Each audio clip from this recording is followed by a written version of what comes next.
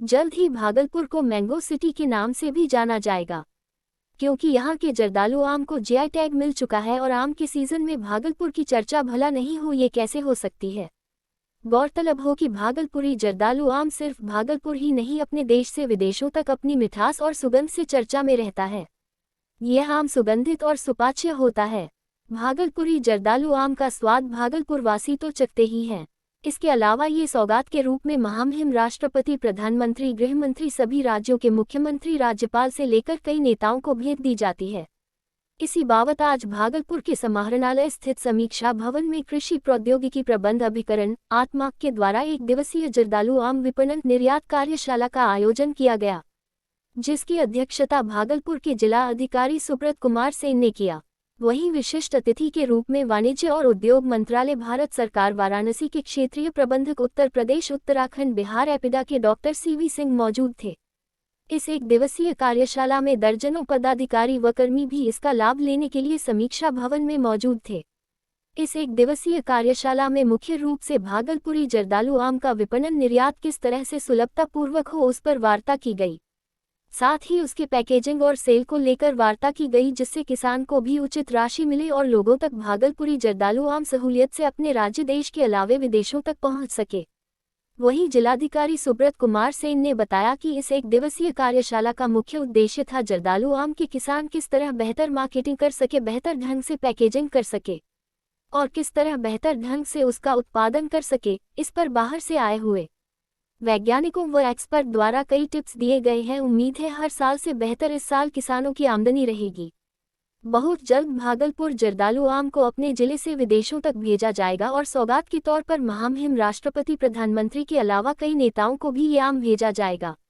जर्दालू आम जो GI tag product है, और आप लोग सब लोग जानते हैं कि माननीय मुख्यमंत्री जी के प्रयास से काफ़ी वर्ष पूर्व में ही जीआई जो है भागलपुर जर्दालू आम को मिल चुका है। और जो कृषि रोड मैप है, जो राज्य सरकार का प्रयास है, उसके तहत लगातार हम लोग इसकी बेहतर मार्केटिंग और एक्सपोर्ट कराने के लिए भी प्रयासरत हैं। उसी कड़ी में एपीडा के काफ़ी सीनियर ऑफिसर जो 2-3 राज्यों को देखते हैं, उनसे हम लोगों की वार्तालाप चल रही थी। कई बार ऑनलाइन मीटिंग हुई है।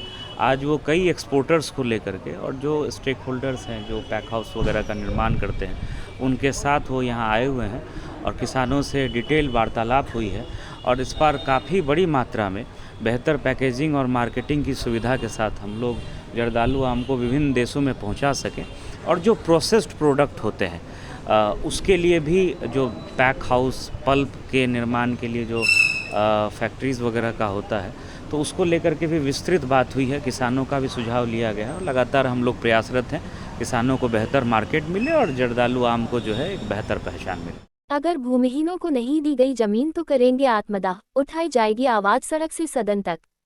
भागलपुर भारतीय जनता पार्टी झुग्गी झोपड़ी संघर्ष समिति के द्वारा एक प्रेस वार्ता का आयोजन किया गया, जिसमें भूमिहीन लोगों को जमीन मुहैया कराने को लेकर डीएम के आदेश के बाद भी भूमिहीनों को जमीन मुहैया नहीं कराया जा रहा है, जिसको लेकर भाजपा झुग्गी झोपड़ी मंच के जिला अध्यक्ष शंकर गुप्ता के द्वारा एक प्रेस कॉन्फ्रेंस का आयोजन किया गया। प्रेस वार्ता के दौरान अध्यक्ष शंकर गुप्ता ने बताया कि 92 लोगों को बसाने का आदेश है, जिलाधिकारी सुब्रत कुमार सेन ने दे दी थी, लेकिन अभी तक उस पर अमल नहीं किया गया है और न ही लोगों को जगह दी गई है, जिसके चलते लोग परेशान हो रहे हैं। जल्द से जल्द उन्हें जगह देकर बसाया जाए, नहीं तो हम लोग इस सड़क से सदन तक आंदोलन करेंगे। वही आक्रोशित मुद्रा में शंकर गुप्ता ने ये भी कह डाला कि हम लोग 14 दिनों का भूख हड़ताल किए थे, तो यह निर्णय लिया गया था कि हम लोगों को जगह देकर बताया जाएगा, लेकिन अगर ऐसा नहीं होता है तो हम सभी आत्मदाह कर लेंगे और इसके जिम्मेवार है सिर्फ और सिर्फ भागलपुर प्रशासन। लोग इसलिए कर रहे हैं कि हम लोग को जिला पदाधिकारी महोदय के आदेश पर हम लोग को 11/21 को आदेश हुआ था गरीब भूमिहीनों को बसाने का, 92 आदमी का। उसके बाद पहला आदेश हुआ है, फिर अभी तक उसके बाद जो है हम लोग को बसाया नहीं गया। अनुमंडल में जो है कि कागज को लटका के रखा हुआ है। डीएम साहब का आदेश हुआ, उसके बावजूद भी हम लोग गरीबों को नहीं बसाया। फिर दूसरा आदेश हम लोग को हुआ है 21/7/22 को।